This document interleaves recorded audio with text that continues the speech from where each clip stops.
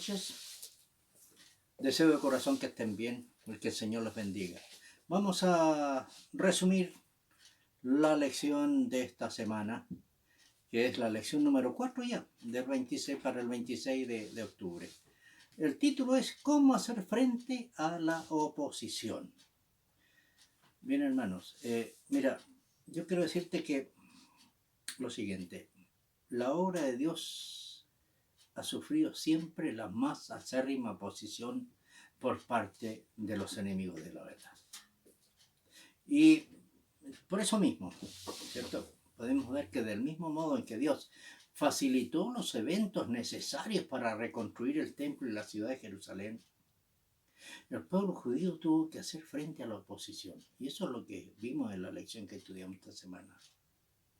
Siempre que el pueblo se derrumbaba ante la presión, Dios los animaba. ¿Sabe cómo lo hacía? Enviándole a personas idóneas para reanudar la obra. Los hechos históricos relatados ahí, si tú tomas tu Biblia y buscas el libro de Esdras, los capítulos de los capítulos 3 al 7, los hechos históricos relatados ahí no siguen un orden cronológico como nosotros estamos acostumbrados a utilizar. Fíjate que después de mencionar la oposición de los samaritanos, se indica que Darío permite la reanudación de las obras del templo, y eso está registrado ahí en Esdras, el capítulo 3, del versículo 1 al capítulo 4, el versículo 5. Entonces, en Esdras, el capítulo 4, versículo 6 al 23, se relatan las distintas oposiciones que tuvieron que afrontar después del decreto de Darío para reconstruir la ciudad. A partir de Esdras capítulo 4, versículo 24, se retoma la historia de la reconstrucción del templo según la orden de Darío. Ahora, yo quiero que vayamos a algunos datos importantes. El primero es, en el año 536 se construyó el altar y la colocación de los cimientos del templo. Y eso está registrado en Esdras capítulo 3.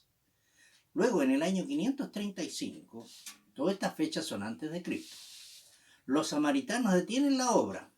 Y eso está registrado en Esdras capítulo 4, versículo 1 al 24, al 4 y el versículo 24 incluido. Después tenemos que en el año 520 Darío autoriza la reconstrucción del templo. Está registrado en Esdras 4, versículo 5 y capítulo 5 del 1 al 6 y del 1 al capítulo 6, versículo 2. Luego, en el año 515 a.C., con la ayuda de Ageo y Zacarías, se termina la construcción del templo. Y eso lo registra Esdras en el capítulo 6, versículo 13 al 18. Todas estas fechas, del año 536 al 515, tienen que ver con la reconstrucción del templo. Ahora, en el año 484, Jerjes detiene la construcción de la ciudad. Ahora estamos viendo el asunto de la ciudad. Esdras, capítulo 4, versículo 6, relata ese hecho.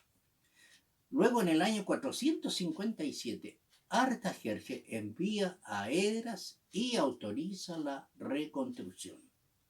Y eso está en Esdras, capítulo 7. Luego, en el año 450, Artajerjes detiene la obra, y eso está en Esdras capítulo 4, versículo 7 al 23. Luego, en el año 444, que ya lo estuvimos estudiando, Nehemías termina la construcción del muro de Jerusalén. Ahora, cuando los israelitas comenzaron a edificar el templo, recibieron, no sé si ustedes se acuerdan, lo estudiamos, recibieron un amable ofrecimiento de ayuda de sus vecinos. ¿Qué vecinos eran? Los samaritanos. Ahí en Esdras capítulo 4, versículo 2 dice que le dijeron, edificaremos con vosotros, porque como vosotros buscamos a vuestro Dios. Pero esta solicitud fue rechazada por los judíos. Y fue rechazada, fíjese, por dos motivos. El primer motivo, que su adoración era en realidad idolatría. Temían a Jehová y honraban a sus dioses.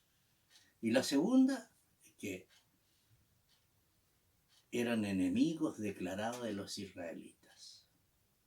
Los judíos no querían contaminarse nuevamente con la idolatría. Por eso ellos rechazaron su motivo, porque por causa de contaminarse con la idolatría, ¿cierto?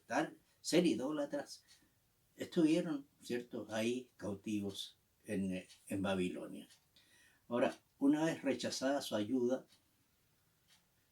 los enemigos de los israelitas demostraron sus intenciones ocultas. Y ahí está en Esdras capítulo 4, versículo 4, donde hicieron lo imposible para detener la obra. Los samaritanos se obstinaron en impedir la edificación del templo durante el reinado de Ciro, del reinado de Cambises y del falso Esmerdes. Ahora, fíjese que cuando todas estas cosas pasaron, los judíos no soportaron esta crisis y fíjese que usaron la madera que tenían para reconstruir el templo, la usaron para construir sus casas. Dios les envió señales para hacerles recapacitar. Como no reaccionaron, envió el Señor a dos profetas. ¿Quiénes fueron? Agías y Zacarías. Y afortunadamente el pueblo escuchó el mensaje. Cuando pusieron manos a la obra, Dios los animó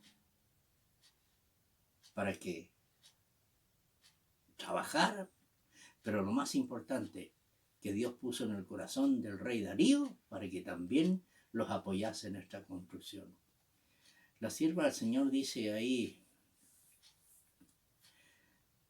lo siguiente: durante toda la historia del pueblo de Dios, los que hayan procurado ejecutar los propósitos del cielo se han visto frente a montañas de dificultades aparentemente insuperables.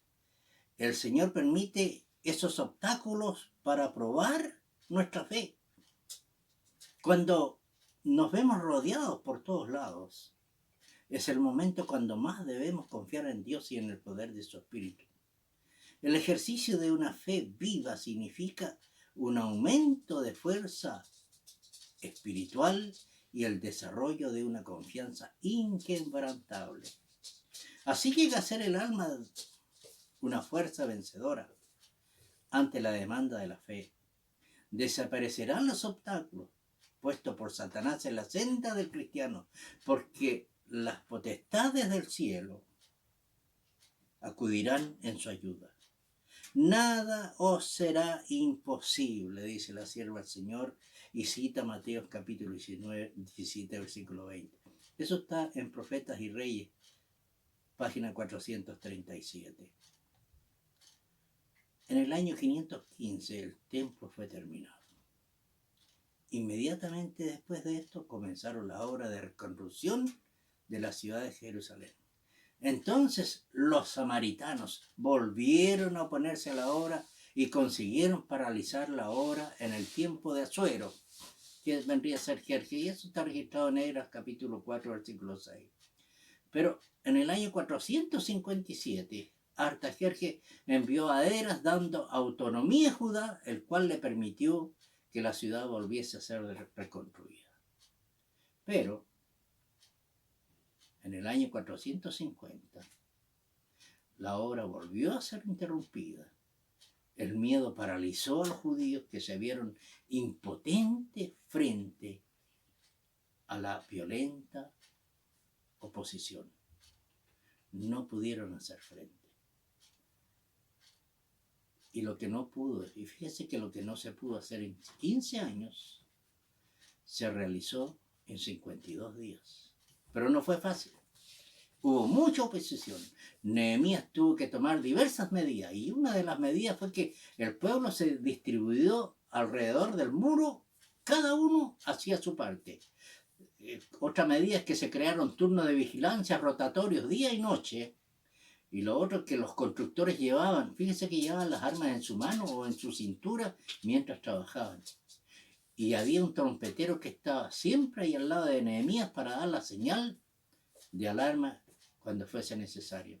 Ahora, todas estas medidas, fíjense que se tomaron después de haber orado al respecto. Lo interesante es que ellos hicieron su parte y Dios hizo el resto. Según nos relata Nehemías, la oposición llegó de muchas formas.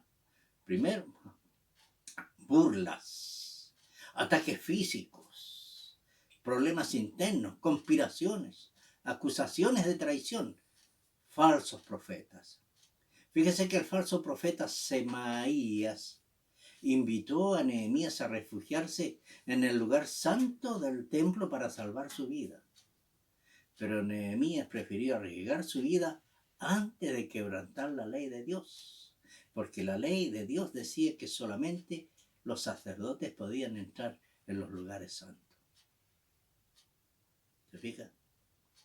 Todas esas cosas vivió este pueblo para reconstruir su templo y su nación.